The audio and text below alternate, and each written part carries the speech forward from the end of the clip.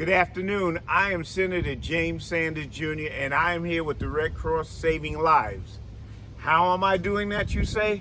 Because we're putting in free smoke alarms into my district, into the people of this beautiful community. Free, you heard me. You don't have to pay a penny, but you can get a device that will protect you from smoke and fire. Now you can truly sleep safely and soundly, understanding that you will be safe. Free smoke alarms in my district, but you gotta call. They don't know what you need if you don't say what you need. My district is not known to be quiet, especially for something free that will save you. If you can't, call the Red Cross, call 411, they'll give you the Red Cross. If not, call my office. I'm James Sanders Jr., your state senator.